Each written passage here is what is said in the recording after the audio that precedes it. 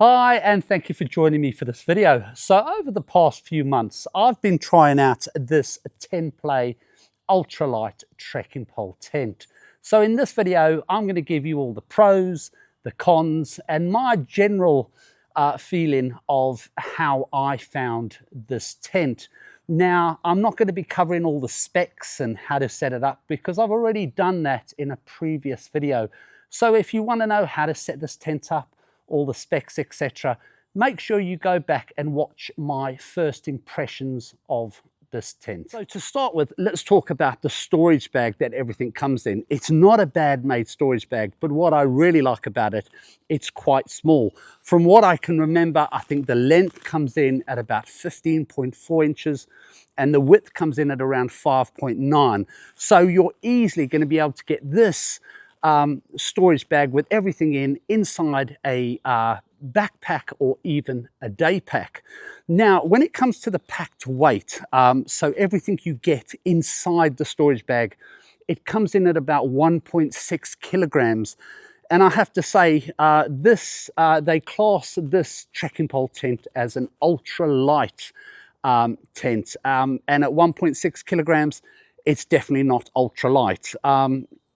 I think if you want to class something as ultralight, it has to be closer, or if not even under a kilogram, under 1,000 grams. I mean, the tent on its own weighs about 1.3 kilograms, which isn't too bad. But as I said, it's definitely, I don't think you can class it as ultralight. But then again, it is doable. Now, when it comes to setting up this tent, it's pretty straightforward. But as I always say, the more you do something, the better and quicker you will get at it. So yeah, pretty straightforward setting up this tent. Now, looking at the fabrics of this tent, I've had no problems with the fabrics. I haven't had any tears. I haven't had any threads coming out. So yeah, it's been absolutely fine. Now, one thing I do like with this tent, what they've done, is where your trekking poles go on the inside of the tent here, it is reinforced with Dyneema, so that really does help strengthen things up. But they've also put those little Dyneema patches, which are reinforcing things on the corners of the tent where you're pegging it out. And I have to say, I really like that they've done that, because I've seen a number of videos in the past with trekking pole tents where people have said, especially with the trekking poles, where the trekking poles go on the inside of the tent, either the top of the tent has split or the threading has started to come undone. So having these reinforced parts on the tent makes a big difference. So moving on to the color of this tent, I went for it in this camo color, and although a slightly different style pattern of camo on this tent, it does look really nice, and it looked good when I was using it. You can also get this tent in a green, which also looks nice.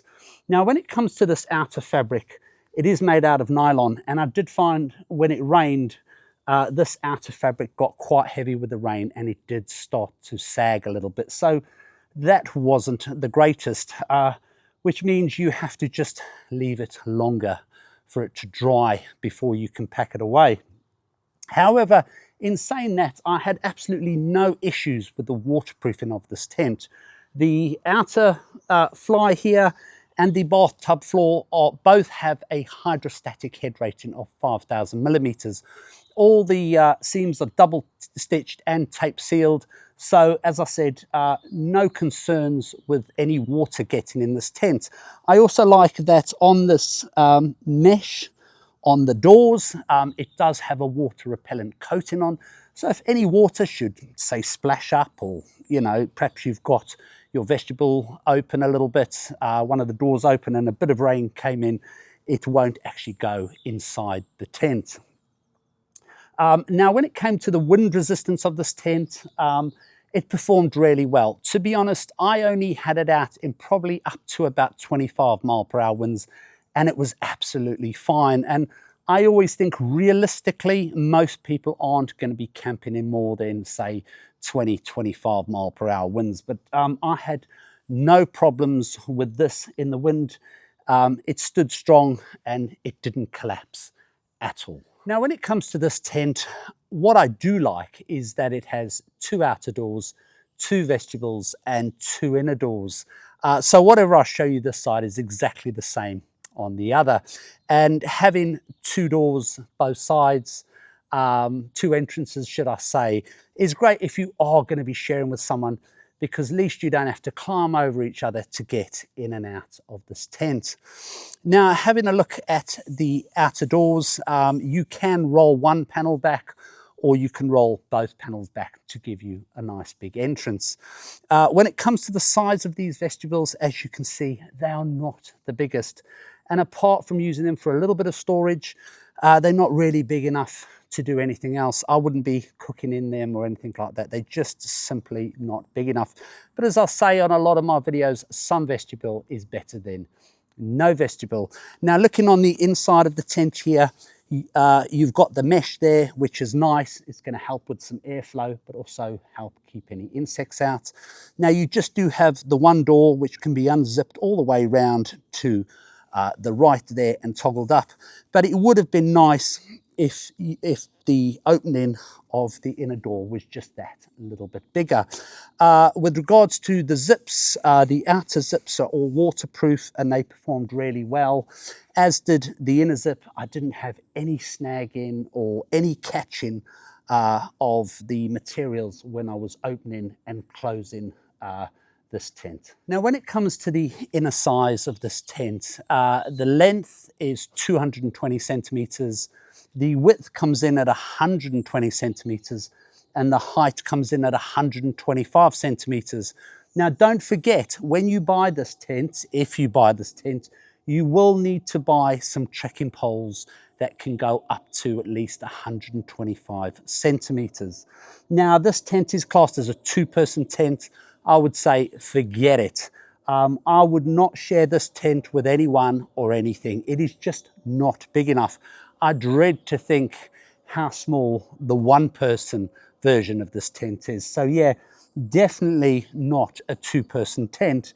And okay, you've got 2 vestibules, so you could store a lot of stuff in your vestibules, giving you as much space free inside the tent.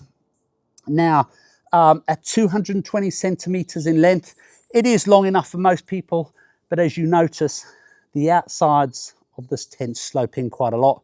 So you will find that your sleeping mat or your head or your feet will start butting up against the sides of the tent. It is doable, but yeah, because of the way the outer fly slopes in, that space is significantly reduced. Width-wise is fine. For 1 person, it's absolutely fine. Now, when it comes to the height, it's 125 centimeters. Now, most trekking pole tents are around 135 centimeters. So you might say, well, it's only 10 centimeters, but honestly, 10 centimeters makes a big difference. So yeah, it would have been nice if you could extend this to 135 centimeters. Now, you obviously get your mesh both sides, which, as I said, will help with airflow and will also help reduce condensation. But my biggest gripe, my biggest con with this tent is because it's a single skin tent, you will get condensation. I've had sometimes not much condensation, and I've also had a huge amount of condensation. I did find that in the warmer times of the year, it wasn't too bad. But as the temperature started to drop, I found I got a lot more condensation. So listen, it is doable. Condensation is a part of camping. But, you know, condensation is notoriously bad with single skin tents. A lot of my subscribers have single skin tents, and at first they hated them, but they've learned to deal with them and now they enjoy them.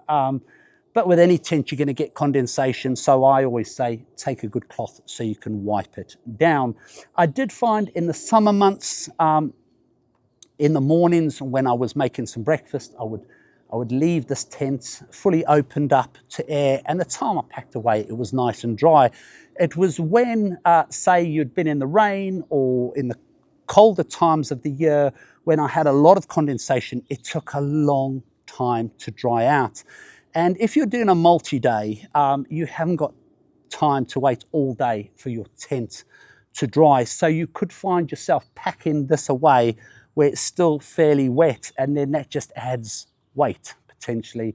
And then when you get to your next destination, you just have to get this out and get it aired as soon as possible. So I would say it's a nice tent, fully waterproof, no problems with that. You get a nice bit of airflow, but you know, as far as condensation, it is a bit of a condensation trap.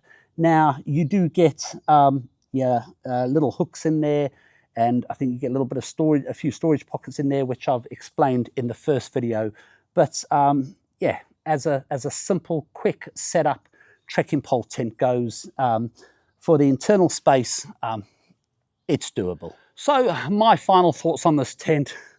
Well, you know, for the money, and when I purchased this tent, they were selling here in the UK direct off Amazon for around £89.99. Subsequently, I have heard some people have purchased this tent for £60 here in the UK, and one of my subscribers said they've got it for even cheaper. So considering the money you're spending, I don't think it's a bad little tent. Is it perfect? No, it's not. Far from it. But then again, what tent is perfect?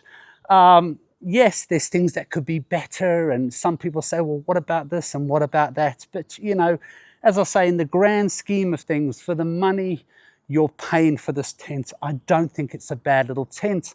I also think if you just want a little tent to put in to add to your camping arsenal of goodies, shall we say, and you just want a little trekking pole tent for an overnighter here or there during the year, I think this is fine. You don't always need to go and spend a ton of money.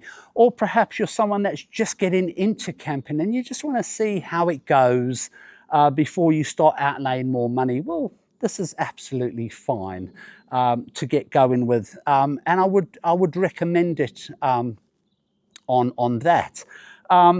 If you're someone that has done camping for a while and you want to invest more because you know, you want to do multi-day treks and stuff like that, then yeah, absolutely, maybe you need to start thinking about investing in a more expensive tent. But for the money, you can't really complain. And as I say, is it perfect? No, but I've also said in many of my other videos, I have Helleberg tents that are over £1,000 and they are not perfect. But listen, I'd love to know what you think about this tent. Is it a tent you already own? Is it a tent you're thinking about getting? Let me know in the comments section below. Also, don't forget, if you are interested in this tent, I did do that.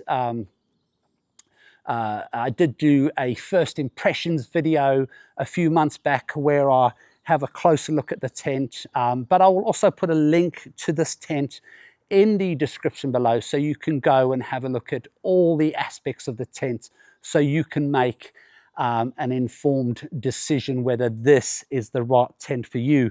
But hey, it's cheap and it's pretty cheerful. But in saying all that, if you've enjoyed this video, please hit the like button for me. If you haven't already, please subscribe to the channel. And lastly, don't forget to turn on the notification bell so you can be notified every time I upload a new video. But until next time, thank you so much for watching, and I'll see you in the next video. Bye.